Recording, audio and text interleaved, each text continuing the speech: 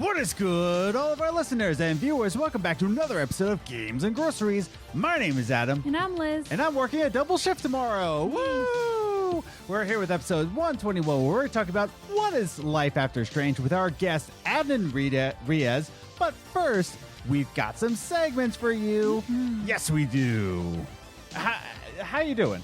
I'm okay. Cool. Oh, okay. I don't know. Jeez. I got nothing. Yeah. But yeah, it was a tough week. But it was. I am bruised from moving things around the office. Eek. My coworker and I were rearranging the office this week. That was our task, and it was eventful. We'll just leave it at that. Jeez.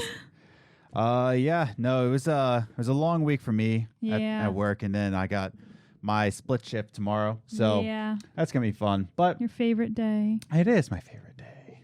I have vegan mac and cheese for dinner, though. Yeah. So that'll be fun. That's something. Let's just get started. So, business out of the way first. We are on social media. Mm-hmm. Yeah, we are. We're on Twitter at Gaming Groceries. I'm where you can follow us individually. I'm at Ace the Grocer. And I'm at Journey First. You can also follow us on Instagram, Games and Groceries, all one word, where you can see behind the scenes photos, some questions we'll ask you about the podcast, like, to join in on the discussion, as well as Twitter. And you can check us out on Facebook. Check out our website, gamesandgroceries.com, where you can listen to all the podcasts from the website, as well as you can find out where you can listen to the audio versions of the podcast, as well as some articles I've written in the past.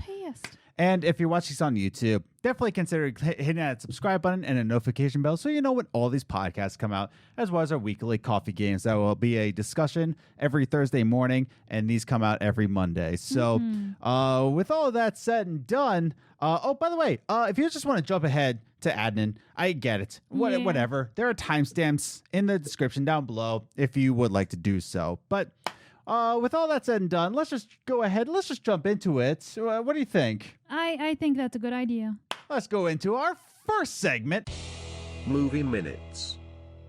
Movie Minutes is a segment that we talk about the movies that we watched in the past week, whether it be on Netflix, Hulu, Amazon Prime, or sometimes in theaters. No, not really. I'm scared. And we like to recommend it or not recommend it. We have a 5-point scale here on the Games and Groceries podcast. We start with avoid at all costs, pass, enjoyable, solid, and perfect for us. Mm-hmm. And this week's movie can be found on Amazon Prime. It's a Prime Video. Yeah. And it is called The Hole in the Ground. Woohoo! So this is another horror movie brought to you by Spooktober. And let's just get started. Opening thoughts, go. So all month long I've been looking for like a scary movie to like terrify me. This wasn't terrifying. It was decent. It was interesting and curious. Like, it spiked curiosity. Yeah. But I wasn't that scared by it, and I felt like it took from other movies. Well, yeah. So do many horror movies. Well, let's get started with our first note here. So one thing's for certain. This is an A24 film. So or an A24, however you want to do it. So keep that in mind that a lot of this it reeks of A24. So if you enjoy A24 movies, great. If you hate them, great. But that's first things first. But then we get an introduction into the movie. The one problem I had with Chucky or Child's Play that we reviewed last week is that it didn't set you up and we didn't set up the characters in an unsettling way. Whereas this one, we get the relationship between the mother and the son. Yeah. We explain that within the first 15 minutes, but it has an orchestral, unsettling score to it. Yes. So it wants you waiting for the bad thing to happen. Exactly. And that's what I appreciate is that it had a character introduction, but as well as behind the scenes, in the back of your mind, you have this creepy orchestral in the background. So I enjoyed that introduction to this one. It made you feel unsettled. Yeah. But what do you think about that? No, I completely agree with that. They definitely set it up well to be like really good. I do like how they had it eerie. Like they started with eerie. They're like, this is a horror movie. We're going to start it. Like that's how it's going to be the whole way through. So I did like that. Yeah. Now my second note is that this is the more suspense comes from it being from anxiety. right? Anxiety plays a big part into this movie. Yeah. So it's more of, and here's the other thing. This is where me and Liz are going to disagree with this movie, but it is more of a realism kind of horror than it is a fantasy horror. So it's not, if you're more used to that Americanized, fantasized horror, right? This is more towards realism in terms of relatable horror. So anxiety plays a huge part in this. Yeah. Where it's trying to get you unsettled, but also into an issue that everybody knows about. Yeah. But and keep that in mind, it's also an Irish horror. So a lot of Irish films can be depressing more than horrific, but it is what it is. But let me jump into my final note. Overall, this is a very slow burn. Like this is a slow burn kind of horror. Like I said, the score is orchestral, so it's trying to build you up to that. It's built on anxiety, so you have to build up to this moment. It's a very slow burn, and you have to pay attention to the dialogue to be creeped out. Yeah. Like that's the thing. It's not counting on you being horrified by jump scares or even a monster. You have to notice cues. You have to notice the cues. You have to pay attention to the dialogue. You have to understand the relationship each character has to each other to be creeped out, rather than a movie trying to set you up to be creeped out. Yeah. So that goes into our final review, our rankings. That's my brief thoughts with my notes. But let's go into our recommendations. Out of our 5-point scale, from avoid at all costs, pass, enjoyable, solid, and perfect for us, what did you give it? I gave it a pass. It's on the higher end of pass. Yeah. But I was just overall disappointed.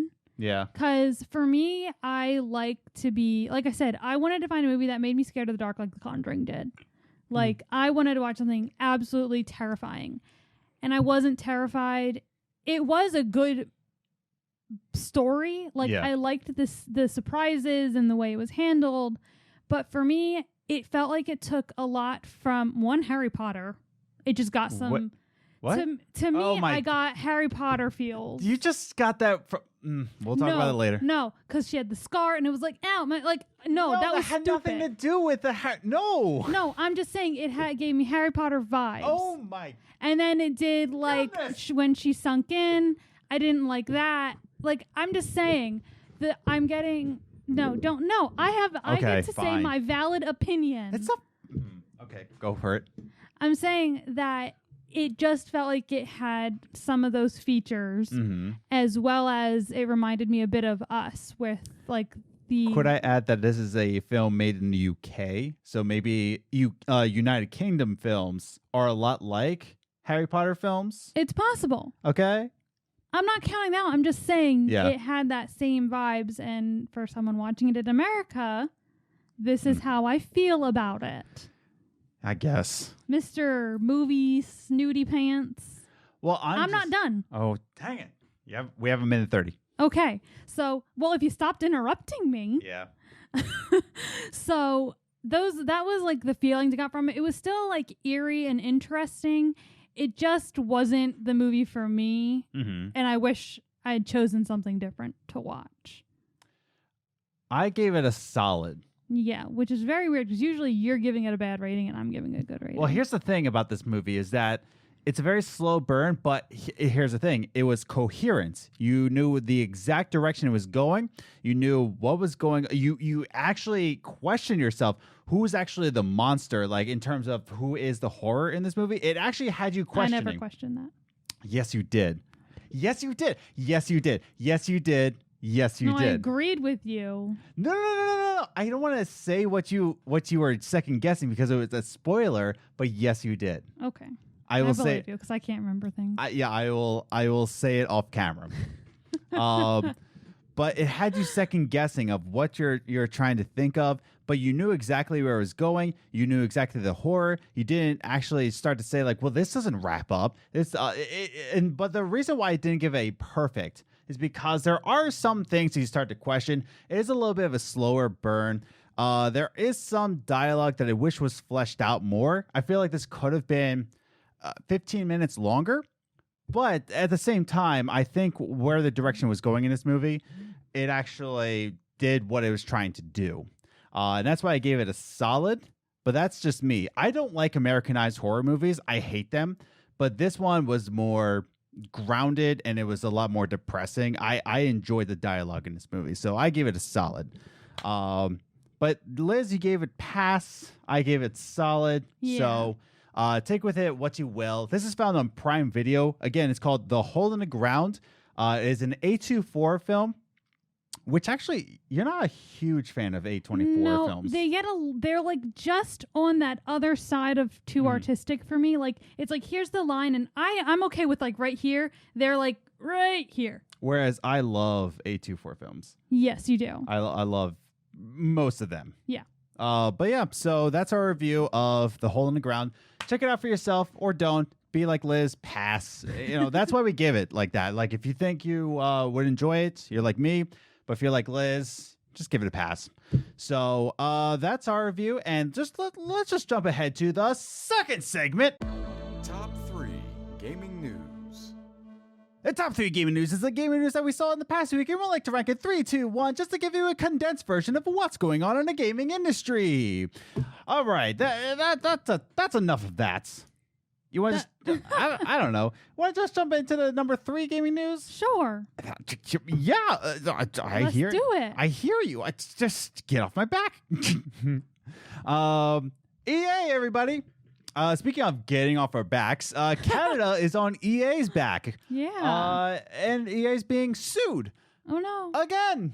For loot boxes. Yeah. Which, by the way, I absolutely adore how most articles talk about EA loot boxes. Boo. And their cover image is a loot box from Overwatch, which is Blizzard. Yeah. It's just, you could have picked any loot box. Like, there's so many. And you just didn't even try. Overwatch. But whatever. But yeah, so EA is being sued again. This is actually being found by another person with his own website, which I linked the original down below, so you can check it out for yourself. But this person I found on another site, on another column, who's being sued here, EA is being sued by Canada, and it's actually pretty interesting. So I want to read this little quote from the article, which is linked down below. He says, sparing you the legalese, the TLDR summary of the plaintiff's case is this: loot boxes constitute gambling and are prohibited by the gambling provisions of the Criminal Code and other various statutes. By offering loot boxes through its games, the plaintiffs are essentially claiming that EA is operating an unlicensed gambling business in breach of the aforementioned Criminal Code and other statutes. They are also claiming that EA is liable to them at common law, including unjust enrichment. Wow. I believe I read in this article as well that the plaintiffs are actually just 2 individual people. Yeah, and they're just being sued because they've lost all these riches and they lost all this money. And they're actually in the law case, there's actually 60 plus games stated in the lawsuit. Wow.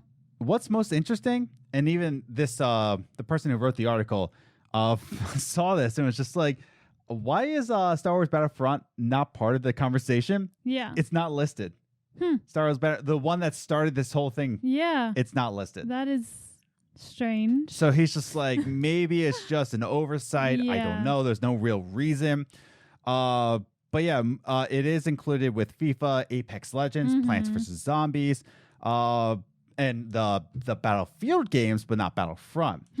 Now, this is a civil suit. This is not a criminal suit. Yeah. So that's just saying that, this is between 2 businesses. Yeah. This, how much EA will owe, it's up for debate. But it's just very funny that EA is being sued again for loot boxes. Yeah. You'd think they get the clue by now. You would think. Or maybe they'll just make their way around the world. Maybe. Just visit every country. Well, here's the thing about EA. EA is just giant. They're one of the big ones, Yeah, definitely. So I imagine that they're trying to get around it with the whole surprise mechanics. Yeah, I wonder if we'll get another quote like that from this case. I sure hope. Well, That'll be fun. What's interesting is that the person that found this said that this was actually written out September 30th. And he's just finding out about it. Yeah, he's saying nobody's really covering it in Canada because. Well, there are definitely other things to worry about right now. I'm not going to argue with that. So, Yeah. There's that. That might be why. But yeah, just kind of funny little news that EA is being sued again. For loot boxes. Yeah. But yeah, so we'll see where this goes. But it was filed back in September 30th. But we'll see. It's funny, but definitely check out the link in the bio, the article. So check that out for yourself. And number 2 gaming news is about Xbox. xCloud, everybody. We're in the future. I hope we're in every day the future. Hush. I wish it was the future. I wish we were out of 2020. But yeah, so Phil Spencer has actually teased the potential for a TV streaming stick included in your Game Pass subscription. Wow. Yeah. So like they would mail you a streaming stick? I think. Cool. Well, let me read this article. This was actually in a recent interview with Phil Spencer. Article linked down below if you want to check it out for yourself. But Phil Spencer had this to say, saying, I think you're going to see lower priced. I don't know what I'm saying like that. I think you're going to see lower priced hardware as a part of our ecosystem. When you think about streaming sticks and other things that somebody might want to just go plug into their TV and just go play xCloud via xCloud. You could imagine us even having something that we could just include it in Game Pass subscription that gave you the ability to stream xCloud games to your television and buying the controller. So that's the big thing that I want to take away. Gives you the ability to stream it, but you buy the controller. A lot of people know that a lot of Sony, Xbox, Nintendo, they lose money by making the consoles and they count on you buying the controllers, like all of the other things that go with it, the accessories, the software, all that. Yeah. So I'm certain that this would be just another console that they would just lose money on, the streaming stick, and you buy more controllers to play on it. So this is kind of an interesting thing, and he said that it could be included in your Game Pass subscription. What's really interesting that the article pointed out, and I was like, oh, I forgot about that. A couple years ago, oh my goodness. You got this. Xbox actually partnered with Samsung. So this could actually institute probably a Samsung TV app for xCloud. Yeah, I believe it. So it's interesting. I think that would be really cool if you're a Game Pass subscriber, you get mailed a streaming stick. I'm certain that it won't cost them that much because it is just a streaming stick. Like that's all it is. It's a USB drive essentially. And I'm not trying to say that there's no technology that's put into streaming sticks, but come on. You get a Roku stick and it's just $30 maybe. Or 15 even sometimes. So yeah, I think that could be really cool. What do you think? Yeah, no, I think it's a really good idea, and it makes it even more able to travel. Like, you go to your friend's house, you can just bring it with you. Exactly. You go on vacation, you just bring this little thing with you. So I think it's a good idea. If that's like the direction they're heading in, I think that's a great step in the right direction. Totally. But yeah, super cool. Hopefully that pans out. But on to much more important news. That's just interesting. And interesting. Yeah. Very interesting. Very interesting. Let's go into the number 1 gaming news, which is about AOC. Really? I'm going to butcher this.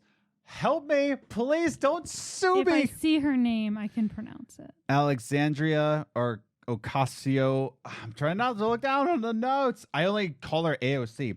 Alexandria Ocasio-Cortez. Seems right. I'm probably going to be sued.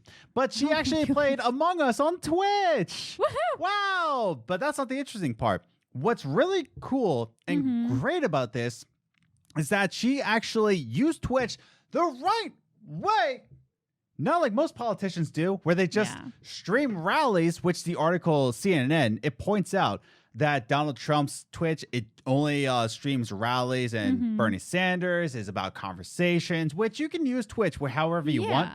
But really, its primary function. But its primary function is to entertain. Yeah.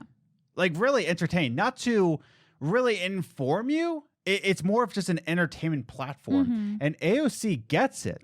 Yeah. And that's the thing. What she was doing, she partnered up with Pokimane, Myth, and also other representative, Imar.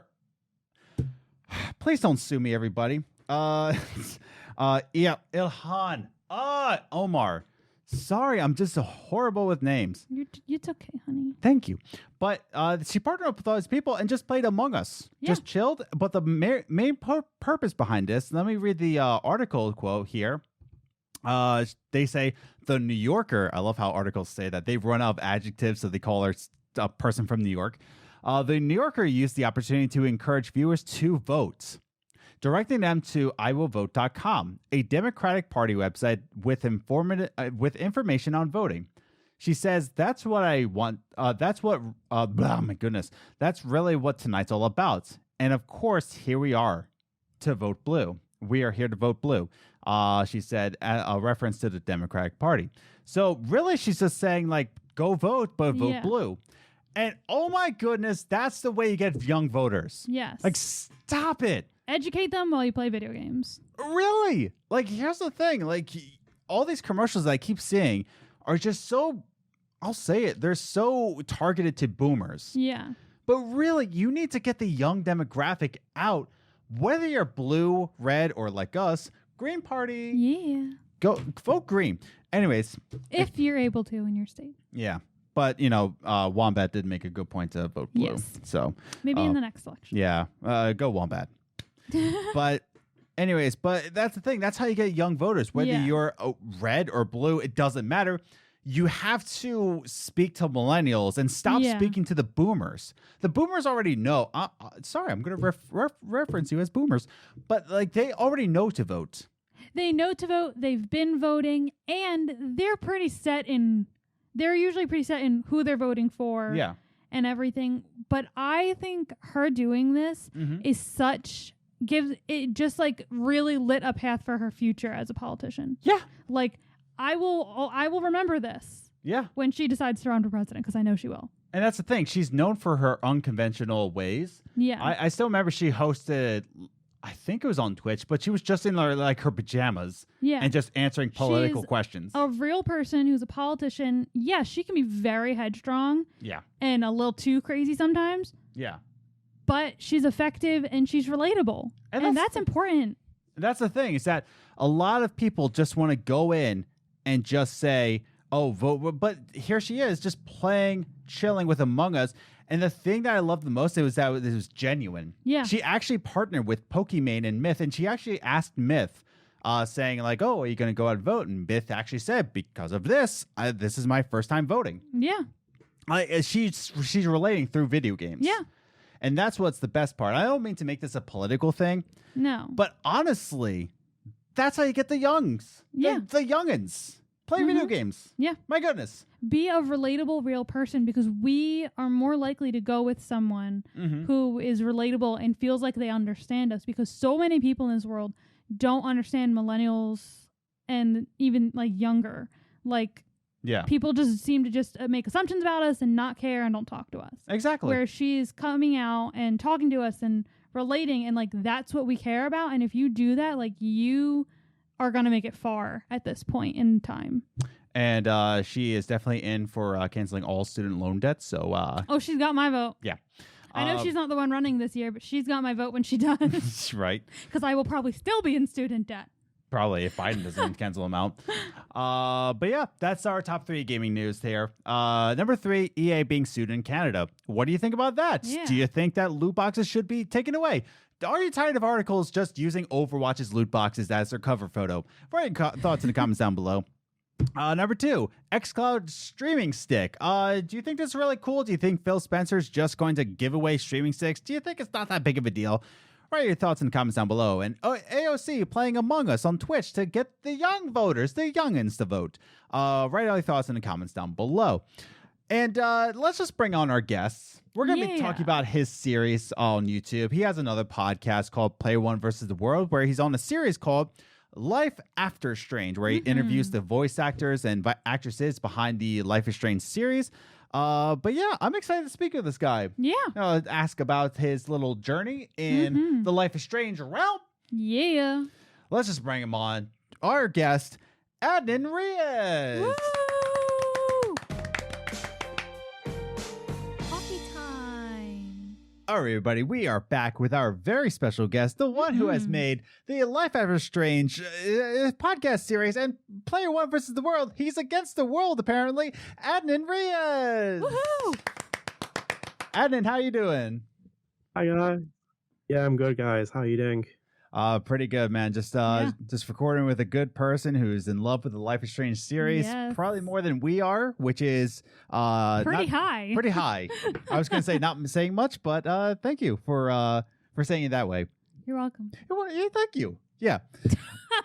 So, Adnan, of course, we have you on because you have been doing a Life After Strange podcast series where you're interviewing. Well, I shouldn't be giving you introductions. You're here. You have a mouth. You can speak for yourself. Adnan, tell us a little bit about your podcast. Oh, thank you. So I kind of went on a mad venture back in August where I thought maybe it's time to kind of do the series that I wanted to do since 2015. So for like some context, I worked in the industry from 2015. I was a UK editor for Hardcore Gamer, which was a US based publication. And I was like, for me, I kind of felt like I was one of the people who was really, really covering Life is Strange when it first came out. And I kind of like recognized what the potential was. And I had interviews with quite a lot of people from the cast, but I never really took off the series that I wanted to. And basically, I've been sitting on Life After Strange for a better part of like a year or so in terms of just thinking about it. And then I was like, you know what? The pandemic started. I was like, let's maybe go into this now and see if it happens. And then lo and behold, started recording episodes. And then, yeah, the series is now up and running. Dang. Nice. That is the one thing I do notice when you interview your guests. You always mention that you have spoken to them before, and I guess I do want to ask you that. What do you mean by that? Were you in a publication before that? Did you just kind of reach out to them? What happened with that? So, when I've spoken to them before, it's like, so most of those people that have come on so far, I have spoken to in Hardcore Gamer. So, Hannah Tell was one of them. Kylie Brown was another. And basically, I had interviews with them when Life is Strange was coming out of their respective Life is Strange games. So I kind of like knew them from then. And then like for us as well, it's kind of like, you know, when you connect that Max and Chloe story where you have like 5 years apart and they kind of reconnect, it's kind of been like that for me a little bit in terms of reconnecting with these voice actors. And I think when me and Hannah jumped on a call, it had been 5 years since we spoke. So it was a massive time jump and it just felt like natural. We were just like laughing and just kind of getting on with things. And it was just kind of good catching up and I felt like it was when I started doing interviews from 2015 and then getting to the launch of the series, it felt like the right time to do it as well. Yeah, that is the interesting part about your particular series, your podcast series, is that it is what it is called. It's Life After Strange, and you're kind of taking that dynamic of what happened after, not how was your time during it, but how has been your time even afterwards. You even spoke to Hannah Tell about her reach after the whole series happened. You even talked to Diane Hutton, a good friend of the podcast. So even her ventures outside of it. And that's what I do enjoy about your particular podcast series. It's a very interesting look into these voice actors' lives. Yeah. And that is what I wanted to talk about mostly is the voice actors behind Life is Strange and what had happened to them. And we already spoke about that, why you started it, right? And I think that's pretty good reason. I think that's more people should know about the life of a voice actor. Yeah. More than anything else. I mean, the developers, of course, right? Yeah. But I don't know. In my opinion, I feel like we don't give enough credit to the voice actors in video games. Yeah. Than we do with developers, which are still an important role. I'm not trying to say that developers play no part. But there wouldn't be a game without voice actors. Yeah. And it's almost just I feel like I read something before where voice actors don't even get paid as much on video games as they do on movies, but I might be wrong about that. I might be misinformed. It might be. I mean, I would think that voice actors in general get paid less than physical appearance. Yeah. But Adnan, do you have any admiration, like special admiration for voice actors? Do you have that special place in your heart? Yeah, I think there was kind of a bit of, I can't remember the actual person, but someone recently, an influencer, became involved with a project in voiceover. And I think Day tweeted about it as well, where I saw her reaction. And it kind of does slap some people in the face when you bring like an influencer in to kind of do a voiceover actor's job, because like what they do with their craft is so special. And it's not easy just to get VO work as well. And then to have that, because most of these roles as well will just be voiceover.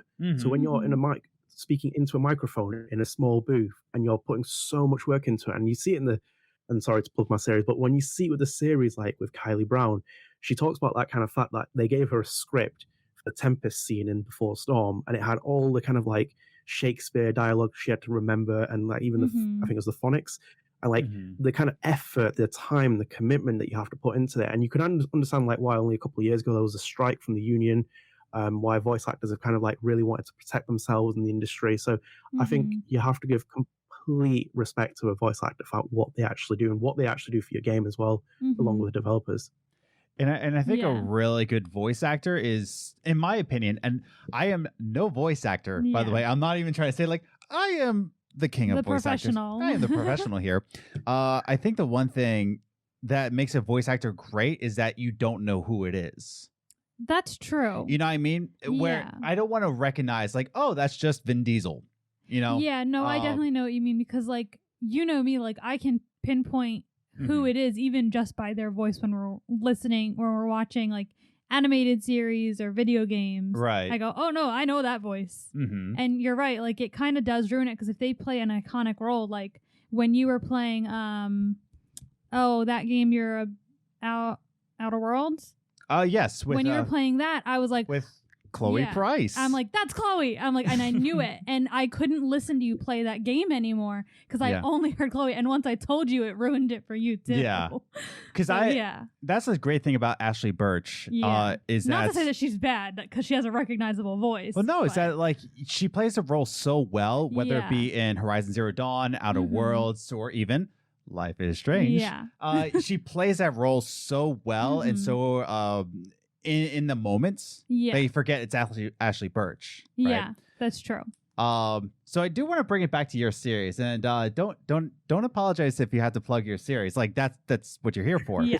But I do want to talk about your series a lot here, because I do want to talk about who you have interviewed, and you've interviewed so far, and you haven't released them all yet, but you've so far interviewed almost 10 at this point, 10 or 11.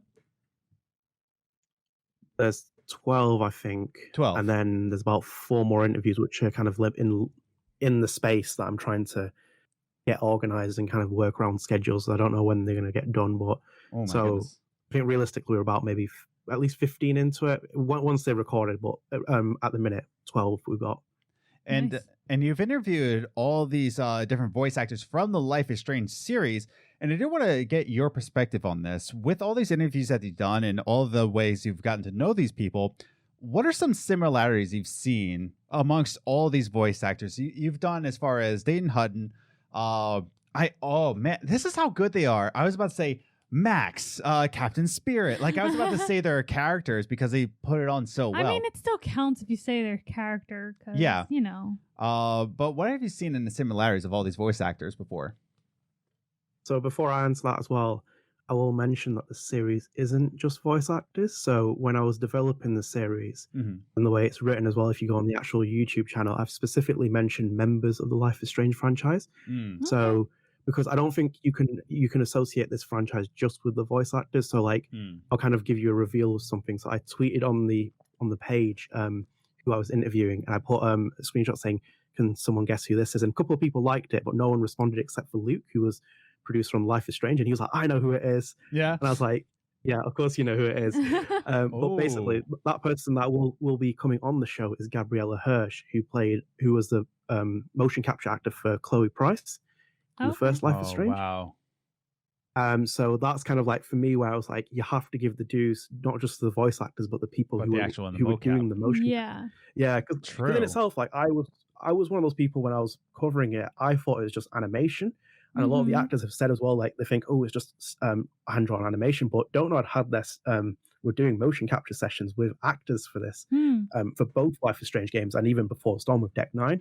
So when you get those people on with motion capture, you find a fascinating insight into like what the development of like a game is, and so I completely off. No, that's really interesting. That's interesting. Yeah. And that's the other thing is that we don't give enough credit to the motion. Now, I always thought that Dontnod was just so small of a studio that they didn't even have a mocap studio. So, but that's interesting. And like these days, I felt like a lot of video games were using, like the people who were doing the voice acting were also doing the motion capture. Yeah. So I didn't even consider that other people would have been doing it. Mm-hmm. But I believe with the actual motion capture as well, I think Dontnod do their motion capture at Quantic Dream Studio. Really? Okay. I think that's how. Yeah, I think that's how they do it. Because Quantic obviously got their big motion capture studio set up now, and obviously it's been heavily invested in now. But from what I can tell, I've not actually specifically got the final answer. I will say I think it is from Quantic Dream Studio. They go and do the motion capture sessions at. Yeah, both of them are French studios. That makes a lot of sense. So. Yeah. But yeah, back to your question. What kind of similarities have you seen from the community of the Life is Strange series? Yeah. In terms of the actors.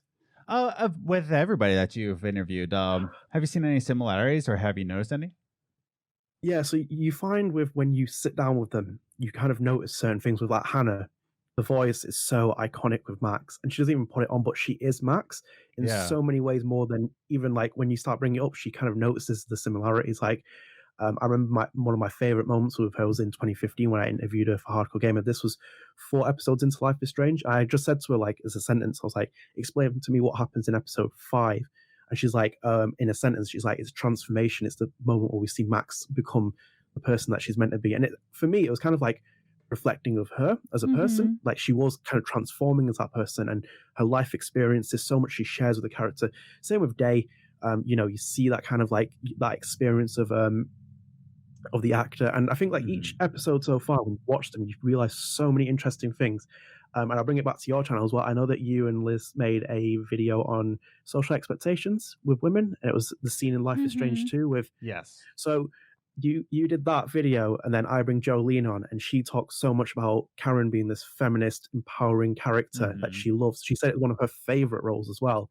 And it's just like when you two have, as fans, have made that commentary over that clip, she has come out in her first interview, essentially on the Life is Strange series, and said so much that resonates with what the pair of you said. So I think that's what you find with the actors. Like you'll find that they embody so much of their characters, and the people that are coming on the show as well. I think some of them have never given interviews on Life is Strange, and yet you'll kind of understand that they should have the same fandom appreciation that Day has, Katie Bentz has, Hannah Tell, and I think it's lost sometimes just because they're not necessarily in the limelight all the time. So I think with the actors, that's like one of my favorite things that I found out. Like when each person I'm talking to is so different in terms of experiences. Yeah, and I found that just watching you interview these different people is that they take their roles so seriously, and not only that, but like you said, they just care so deeply for these characters. One question that is always in your rate, well, not only the Matt Rushmore question, but also you always say that like if you had the opportunity to play these characters again, not only do they say, oh yeah, I would love to, but they almost get offended if anybody voice acts like anybody else, their character except for them, which I'm sure. I think you also mentioned on your show before. Of course, Ashley Birch was replaced. Going into the whole, the whole what word am I looking for? Not protests. The union strike. Thank you, strike. Gotcha. Good job, brain. But yeah, with the whole strike, and she wasn't participating. Yeah. I can imagine that Ashley Birch just said, "I am Chloe," though, and just like what you're interviewing with, it's just like, "I am." Yeah, like that's my character. The other thing that I found interesting watching your show is that, and I'm sure this isn't something new in the whole voice acting realm. But they had no idea what these characters looked like. They would just get a description of the personality. It would sometimes like what you would find out. They would sometimes get a kind of a code name for it. Yeah. They would just be like Woman 1, and you wouldn't know who the character is. They didn't know what they look like. You only get a core description, and they wouldn't know. And again, I'm speaking for Adnan here. He's right here, and I'm just describing his podcast for him. But they would just they would find out through playing the game. Yeah. And that's a little insane to me. That is crazy, because you just think, like, again, when you're doing like a physical movie acting role, you know what everyone looks like, you know what the scene around you looks like, you know how to feed off of that. Yeah. Whereas in the voice acting, they don't even have an environment to feed off of, let alone another person. Yeah. So it's like just crazy to think about that they do all this, and like I think of all the emotion that are in these like voices in Life is Strange, and they don't have anything to feed off of. They're in a booth alone talking to no one. You know, and it's crazy. I think. Sorry. Yeah. Go for it. Sorry, I think, sorry to interrupt, but with that as well, I think that's the experience where with this series, when you're talking about, like you said, that you think that they're just on their own sometimes, but not necessarily the case with everyone. Like Hannah was in this booth with Ashley and Nick, and then Jolene was doing all her lines on her own.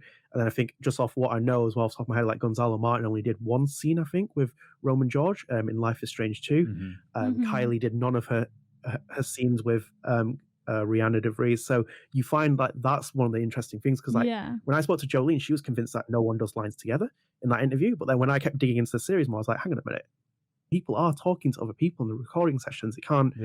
It's so different. Like each experience is so different from each person. And aside from Philip Barker, who has the most legendary reputation, I think universally that's the only question where they all agree in like one aspect. But like otherwise, they're all different experiences. Yeah. No, it's just super cool to just watch even. And transitioning into another question I have for you, actually, speaking about that, they don't even know what their characters look like until they actually play the game. One thing I did notice while you're interviewing these people, that a good amount of them were not gamers in and of themselves. They wouldn't call themselves gamers.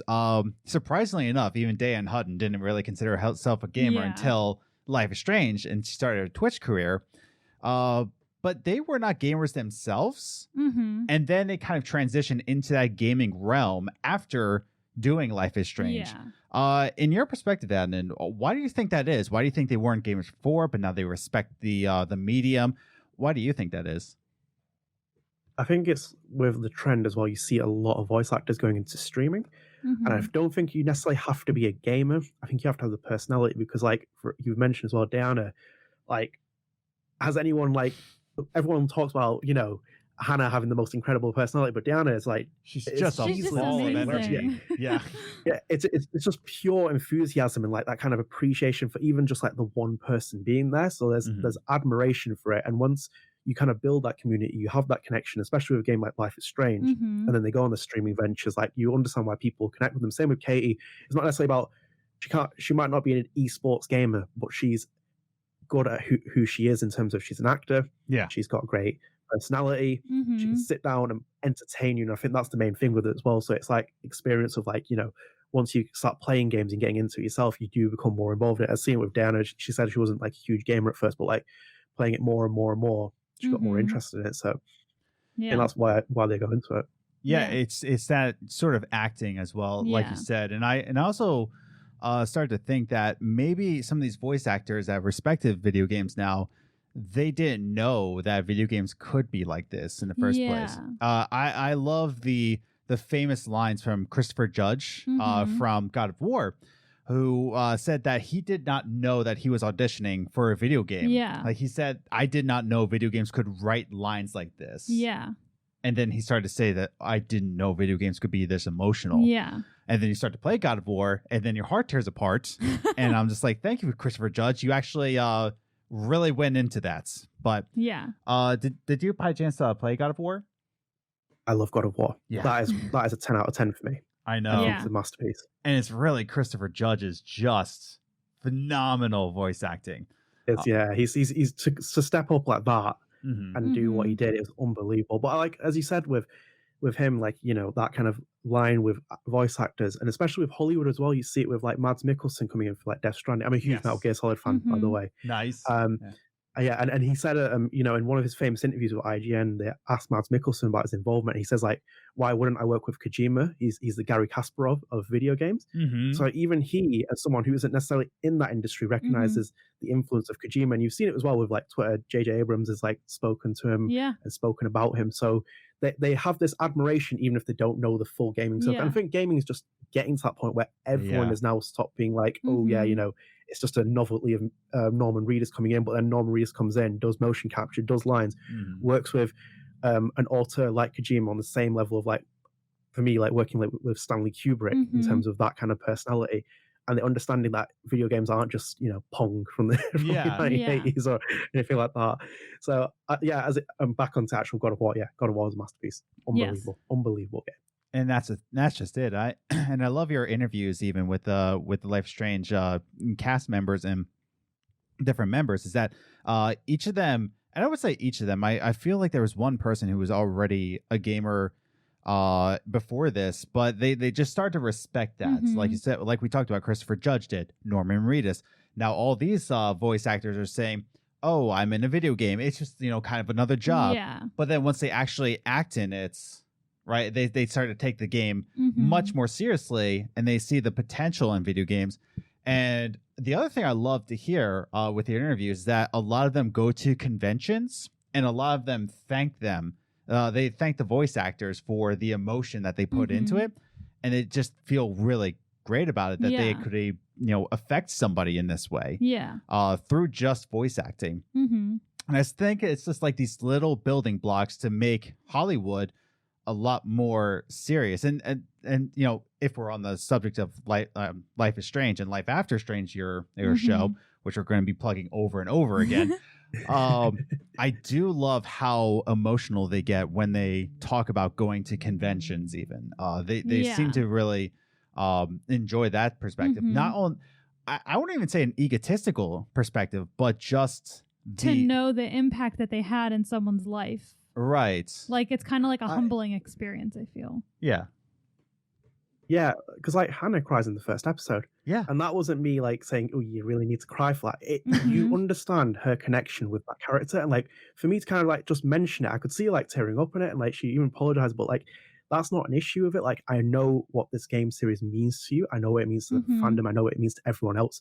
But for me, the series, what I want is the kind of connection of people understanding that as much as you love you love your Hannahs, you love your Ashleys, you love your Dianas, there are so many people out there that don't get the full respect that they deserve, and you'll see it the more interviews that start coming out. Because I think like one of the interviews as well, off the top of my head, the person that's in that interview that's coming up, they don't know that they are in Life is Strange. So basically they meet a Max and Chloe cosplayer at a convention, take a photo of them, and then they're like, I'm this character in Life is Strange, and they're like, hang on a minute. Yeah. And I think they weren't credited right in the actual one of the games as well, so that's why they didn't get recognized for it. But like when obviously they mentioned that, like, wait a minute, you're this person and we're Max and Chloe, and it's like you kind of get that shocked reaction. So, well, oh my goodness. As I said, like and as I mentioned it before, like, Gabriella is one of the guests that will be on there. And for me, after interviewing that episode, all I can think of now is like when you think about Chloe Price, I see Rihanna DeVries, I see Ashley Birch, and I see Gabriella Hirsch, because you have to see that third person, because what will blow people's minds is the way she speaks about the character. And I don't think anyone's ever heard about it, and up to the point where even I was sitting there at points in the interview, I was like, I didn't expect the responses that I was getting from her, in terms of like, even at one point, I think again, off the top of my head, I asked her about what she thinks about Ashley Birch's performance, and she's like, I wouldn't say I'm a bit peeved off about not doing Chloe's voice, but I thought I was Chloe's voice, because they did lines during the actual motion capture as well. Huh. Interesting. So there's another one. Wow. That's the thing. And actually, to tease one more thing as well. Yeah, go for it. One of the most hotly debated questions I remember 5 years ago was, does Max and Chloe kiss? And in the motion capture, you'll find that out in the series. Interesting. So we get to see if it's canon or not. I sacrificed the crap out of Chloe. I did. I saved the town. I actually, here's the thing about my choice. I didn't really save the town more than I did save Pompidou. I know. Yeah, it's Pompidou, Team Pompidou all the freaking way. This is how we know you're not a girl. Well, by the way, if you're watching this, you probably already played Life is Strange, but then you get to Chloe, you get to Chloe's funeral. We're all sad, but I get to see Pompidou there. I'm like, oh, thank God. Like, I started sweating. I was like, is Pompidou okay? But that wouldn't happen, though. Yeah, but like... We'll debate this later. I've debated it enough with you. Let's just go into social media answers, everybody. You do that. Woo! We're on social media, everybody. Before we go on rant. that as well, I killed the town. You did? I had no regrets about that. What? Yeah. Ha! 30 seconds in, I picked Chloe. Well, I didn't even think confirmed on the podcast, Adnan is a dog killer. What? Why would you say that? We're on social media. Goodness gracious. At Gaming Groceries on Twitter. Bad Adam. We're also on Instagram. Games Groceries, all word. Also saying that Adnan is not a dog killer. That you did not hear from that. Side effects might be hunger.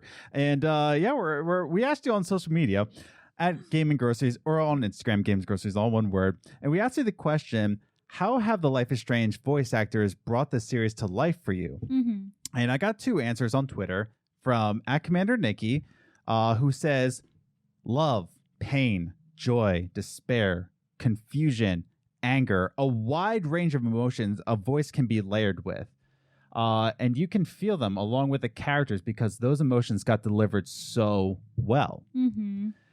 And what Commander Nikki is trying to say is like, it was just not only a range of voice, but it's a range of emotions and how it affected you personally. Yeah.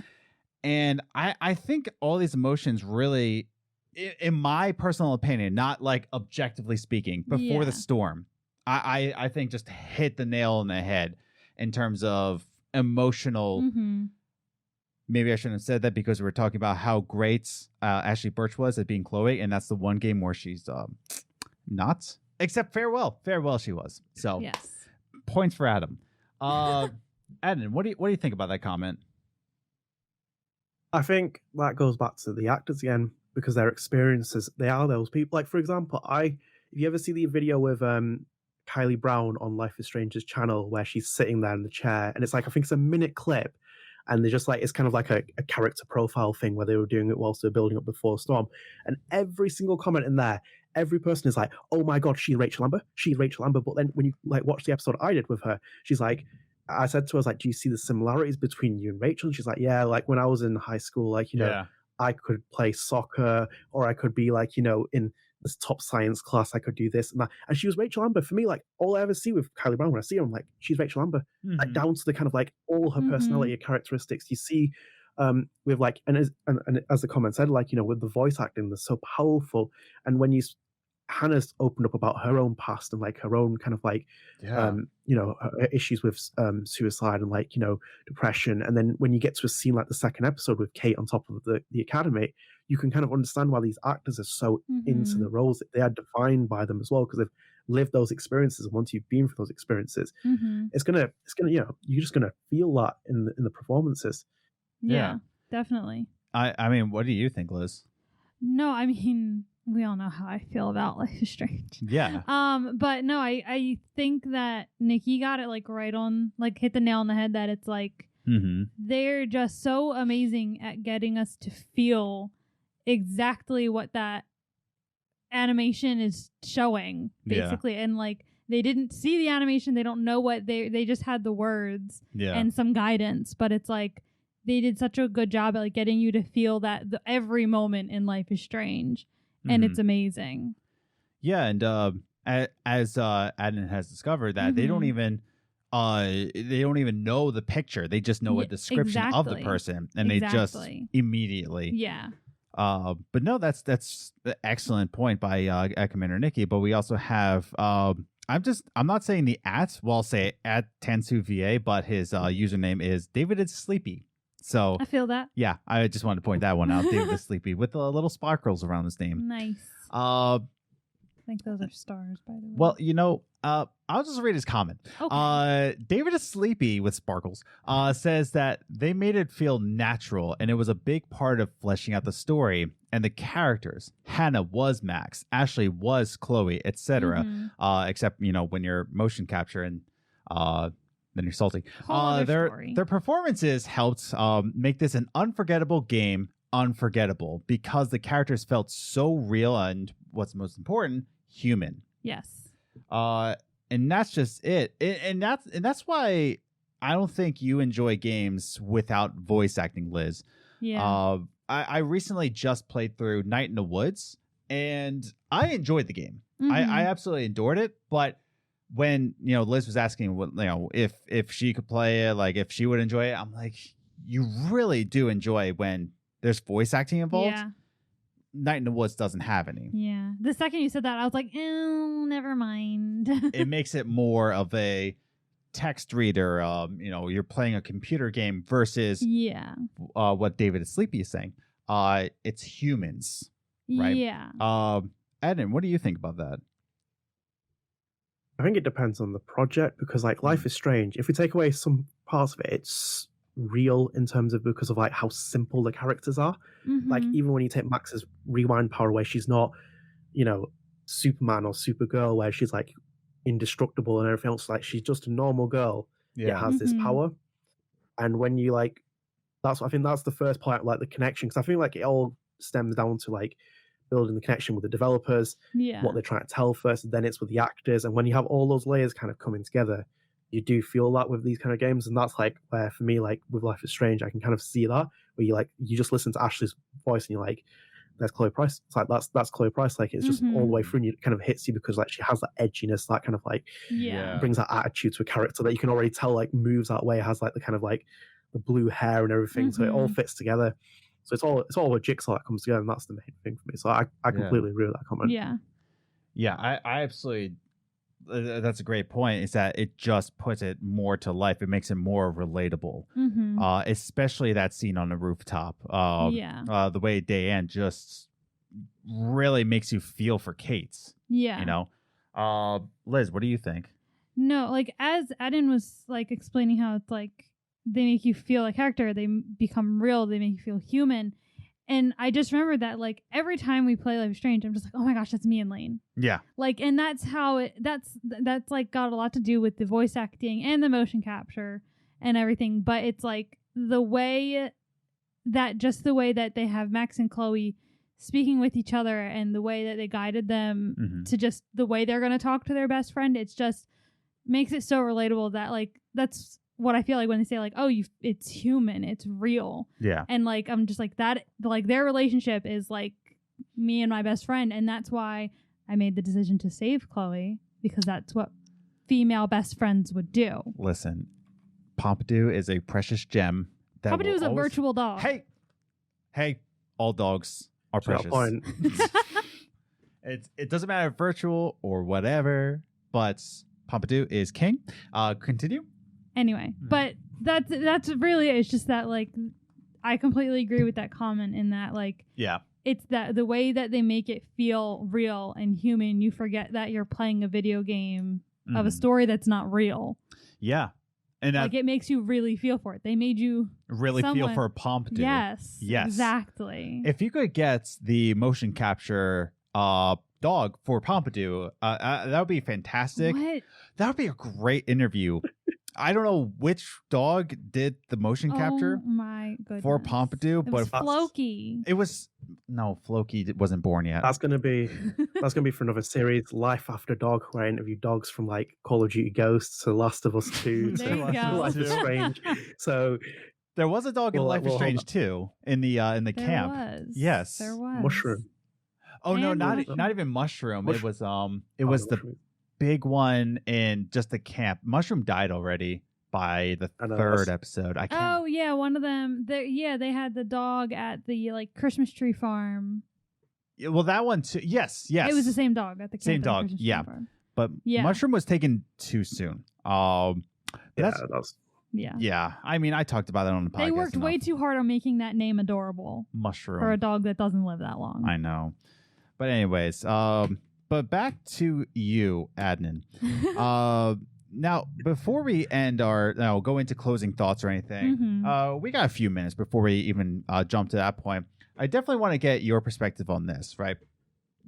You've been interviewing, you've been researching, you've been really immersed into the Life is Strange fan base. You've been immersed into the series in of itself. I want to get your perspective, your personal perspective.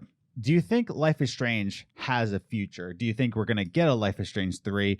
Do you think, the story is wrapped up? What are your personal thoughts here? Not what your hopes are, but your your personal perspective. So I think with where it's at, it's kind of like in limbo a little bit because of where Don't Nod have gone now. So obviously we know that they're in Montreal now as well, along with France. They've got different teams doing different projects. They've gone, their success is well deserved, like where they're at right now. And I think because of like the fact that Luke, Michelle, and we don't know about Raoul yet, but I have a funny feeling Raoul is in Montreal as well, just because of how the studios are shaping up. They aren't going to be involved with this for now. So I don't think you might not see a Life is Strange 3. There will definitely be a third one. I think they're going to come back to it. But I think people are kind of forgetting that they have worked with Deck 9. They have licensed this off to other studios. So maybe you'll see another spin-off game in the series.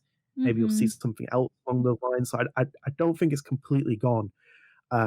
And I definitely think you'll see something down the line. Because like at the minute, I've been reading the comics as well. Like, Emma Vicelli's work in that is brilliant. Like she's keeping Max and Chloe's story going for like, even when people like, I wish Max and Chloe come back. There's a comic series. Even if I know some people don't like it, but for me, I really like it because like when you see the attention to detail in the series, it is very, very smartly written. And her background as well, she is a Life is Strange fan as well. So it kind of goes hand in hand with that. But in all honesty, I think we will see Life is Strange again. No doubt about it.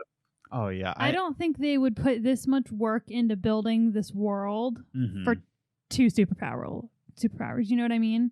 Yeah. Like I feel like there had to have been a plan. Like, all right, we're gonna do this first one, and if it pans out, we're gonna do these ones. Have a couple planned. So I think, not that you asked me, but I think that they had to have some sort of plan.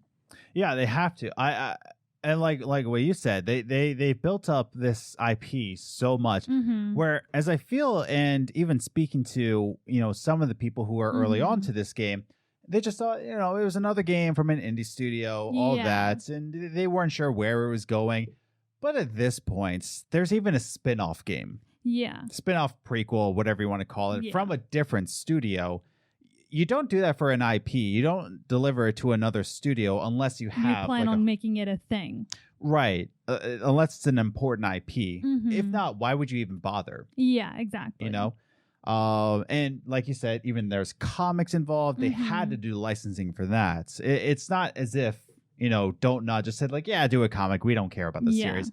There's just so many factors going into here that I think that's, Life is Strange does have a future, just like what you say, but I don't think it will come as soon as we hope it to be. No. Yeah. Because they're doing a lot of stuff right now. And to kind of backtrack a little bit, we always also, when we're talking about like gaming news and everything, we bring up like the business aspect, like is it business smart? And I think even if they didn't plan on making this a whole big thing, the smart business decision I think would be to make it a big thing because they're going to make a lot of money doing it because it's very popular now. Exactly. I think like when they released the first game, they had no idea what potential it was. Yeah, of course. I think that's true to the word because like I actually, if you go on Wikipedia, my name is in there quite a few times on the Life is Strange page just because I wrote about it so much. But I vividly remember calling it the sleeper hit of 2015, and it's actually on there as well on Wikipedia. I remember reading through it and I was like, oh.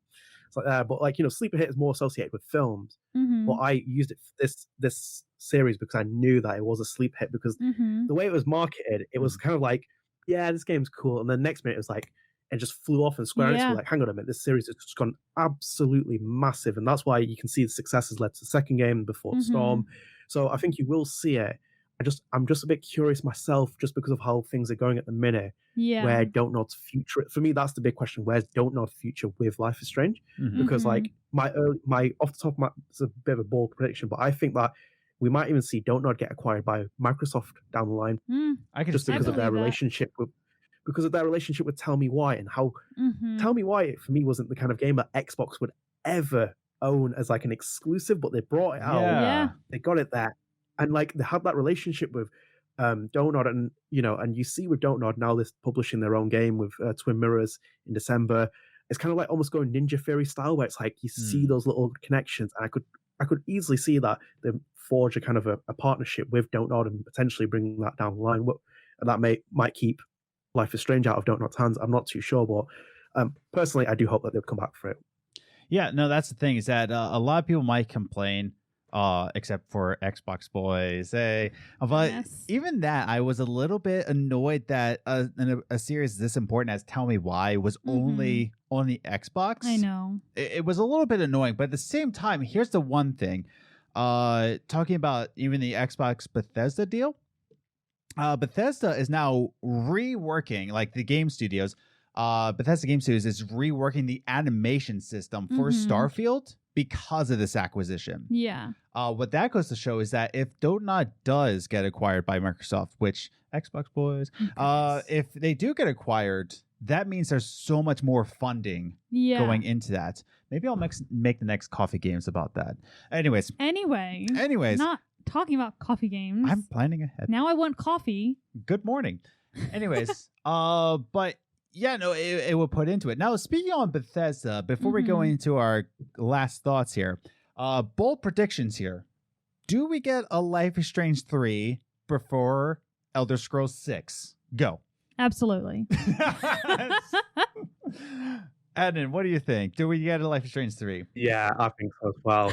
Yeah. I think the way that Elder Scrolls come out, I think we'll see Elder Scrolls 5 go on to the next console before we see Elder Scrolls 6 come out. That's like my thing. It's either that or GTA. You see them repeatedly appearing on the same console, and it's like, come on, I've played this game like 4 times on 4 different systems. Exactly. Because they're waiting for that like holograph gaming to come out so they can release so they put Skyrim on that too. Oh man, I just want Elder Scrolls. You're gonna be able to play Skyrim in your glasses before you get a 6th one. Now don't tease now. But that's gonna be the crazy part. We get a Life is Strange 3 before you even get an Elder Scrolls 6. Yes. But that you'll get 3 Life is Strange and all their spin-offs in the span between 5 and 6. That's true, actually. I know, that's why I said it. I didn't even think about that. Oh my god.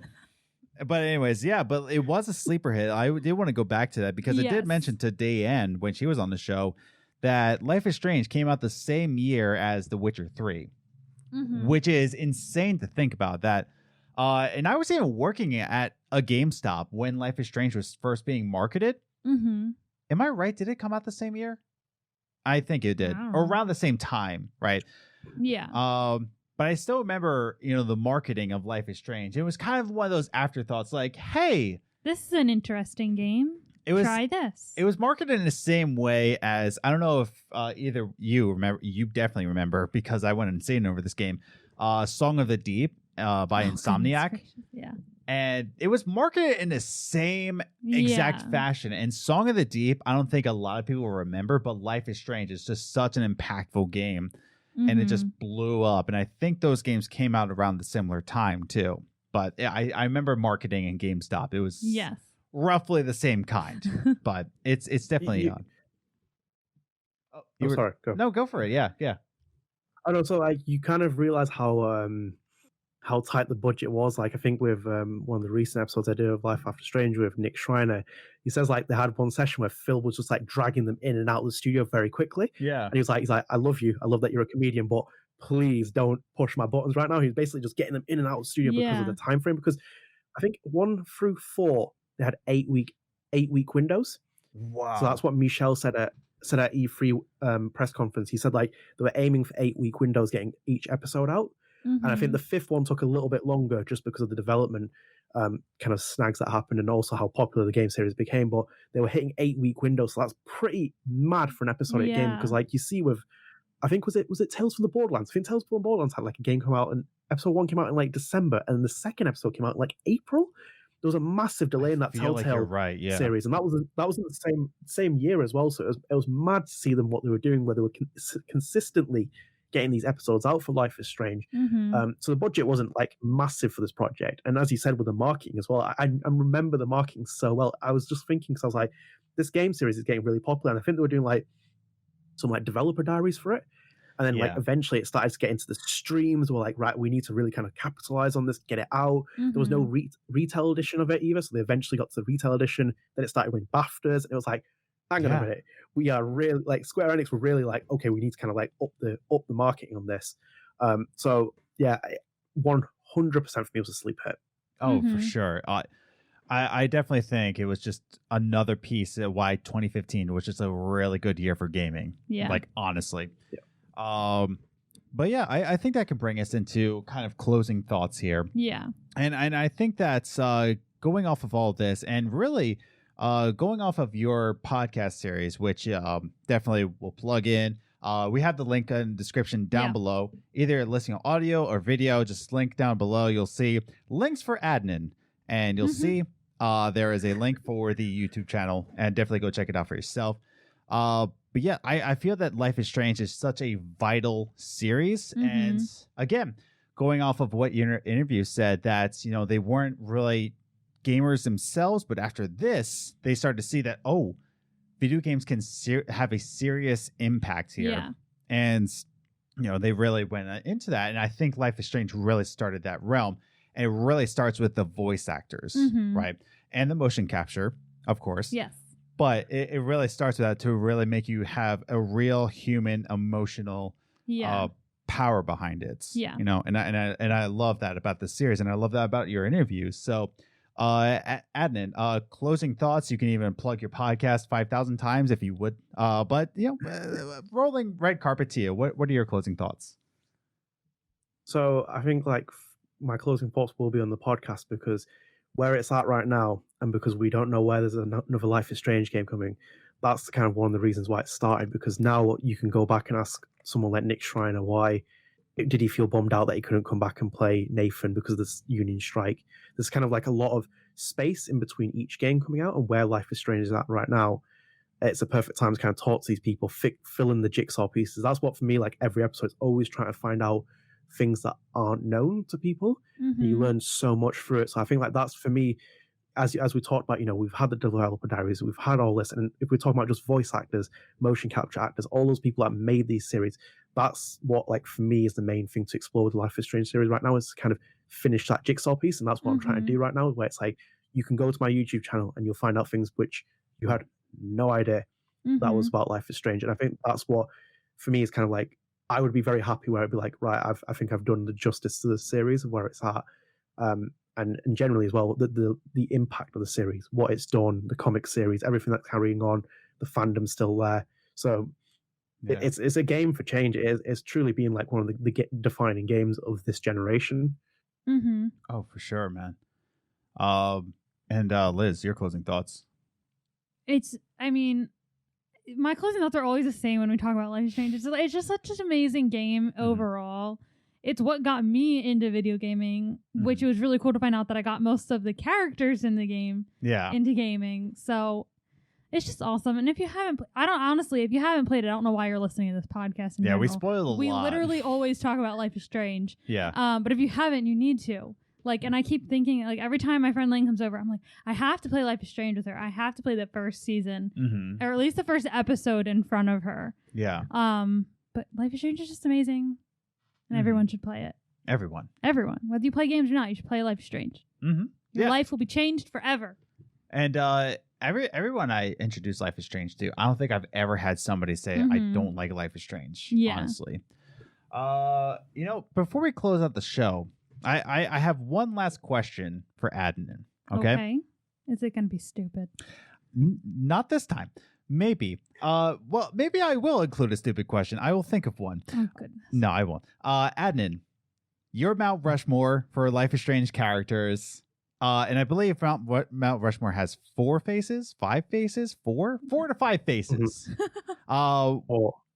4. I live in the States and I don't. You live in America. Yeah, but nobody cares about South Dakota. But your 4 Mount Rushmore faces of Life is Strange, go. So I'll go with the GOAT for me, the greatest character of all time, which is Rachel Amber. I love Rachel Amber. I think she's the best character in the series. So she's definitely up there first. And then second, we will have to go with, I'm going to go with Cassidy. I'm a really big fan of Cassidy. Yeah. I think that was one character from the second game where you could literally transplant her into the first game and she'd fit there perfectly. I agree. 3, and it's going to be controversial, will be Mr. Jefferson. What? Wait. Okay. Why? Explain your reasoning. Needs an explanation. Because, like, for me, have you ever watched NBC's Hannibal, the TV show? I No. haven't. No. Right. Well, I'd recommend you watch that because for me, it's like one of the greatest TV shows that's ever been made, and it just flew under loads of people's radar. So I would recommend that. I definitely But kind of will. like on that kind of like level of what Hannibal TV show does, it's kind of like they blur the lines between pretentious but like just fine storytelling and everything else. And with the serial killers, they kind of exploring that. They always have this kind of like concept where Will Graham, the main character, where he's like, "This is my design."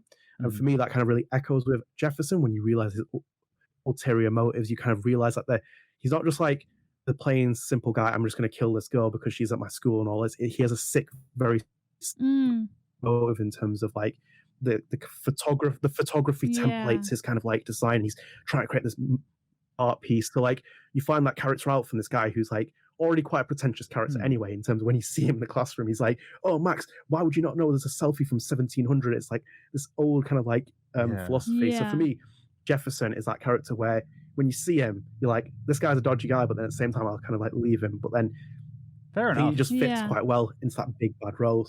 So yeah, it is controversial because people are like, why are you putting the sick freak up there?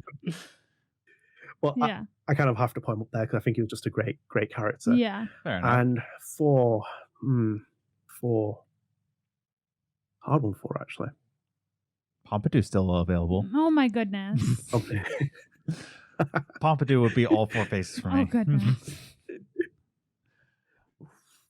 And I'm gonna go with Dave Madsen. Oh, Okay. really? I'm gonna go with Colin's Okay. dad. I love his character I've- arc. Yeah. Yeah. For truly, yeah. So you got. So as much as Go for it. No, I interrupted you. Sorry. no, so basically, like I would have put Chloe up there because I obviously love Chloe as well. But for me, I think when you see Dave Madsen before Storm, Life is Strange, Life is Strange 2, his arc, his story arc is so brilliant. And this is from two different developers who are writing it. But then you see this character play out, and I think like there's a very touching moment where he's on the phone and in the Life is Strange 2, where he's in the trailer and he's just talking, and you hear the conversation. The character just transformed, and I think he's always a very misunderstood character from the beginning, because he, they kind of like play him as that red herring. He's the villain in the first game, but like he's actually like genuinely a sincere guy trying to win over Chloe, and you feel for him the more that he actually cares about Chloe. So for me, I think he has to go on there for me. Nice. Yeah. Well, at least you had good reasonings for it. Yeah. For Jefferson being up there, and I respect those reasonings. Yes.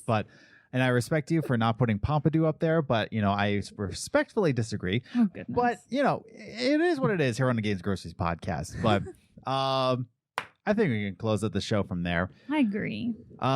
Adnan, again, thank you for coming on the show. Thank you for sharing your perspectives. And again, if you're interested in watching his show, I will have the link down in the description down below, as well as his Twitter and Instagram if you want to follow him there. Any final words before we close out? So first off, thank you for having me on. I do really appreciate this. We have been working on this for a while. I know that you've had a lot of guests on. Yeah, no problem. So I do appreciate that. But generally, I think it's just kind of like keep going with the series, like keep faith. I think like people were split because of Life is Strange 2, and it was a very, very different game. But I kind of took it for what it was, and I appreciated that story that you had these kind of. I think like for me, it has some of the most touching moments in the series. Like one of my favorite moments is where I think Sean goes outside and he just does that with his hand, trying to think that he has powers like Daniel. Yeah. And for me, that was that kind of thing where it's like, because he's taking so much burden on, then it's like, wait a minute, am I the superhero? And it's like, no, you are the superhero, but you're not thinking in the logical sense that because you're mentoring your younger brother, that's why you're a superhero, not because you have some magical powers. So like I do understand why there's a bit of a divide with the fandom in terms of that, but I think like the main thing is just kind of like appreciate it for what it is.